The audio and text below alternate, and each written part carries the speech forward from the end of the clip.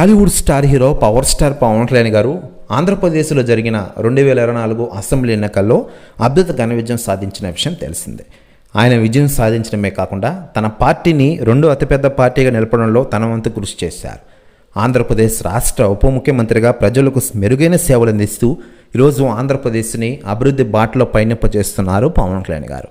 ముఖ్యంగా గత 2 రోజులుగా అల్లూరి సీతారామరాజు జిల్లాలో పర్యటిస్తున్న పవన్ కళ్యాణ్ గారు పలు అభివృద్ధి కార్యక్రమాలకు ఆయన శంకుస్థాపన చేశారు. దీంతో పవన్ కళ్యాణ్ గారి పేరు మారుమోగుతోంది.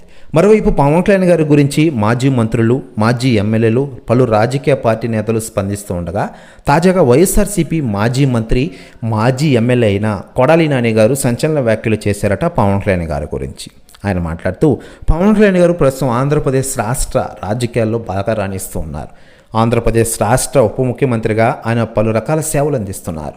ప్రజలు నేను అడిగాను, పవన్ కళ్యాణ్ గారు బాగా పరిపాలన చేస్తున్నారని చెప్పారు. నిజంగానే గ్రేట్ పవన్ అంటూ సంచలన వ్యాఖ్యలు చేశారట కొడాలి నాని గారు. ప్రస్తుత వ్యాఖ్యలు వైరల్ అవుతున్నాయి టోటల్ తెలుగు ఇండస్ట్రీలో మరియు ఆంధ్రప్రదేశ్ రాష్ట్ర రాజకీయాల్లో.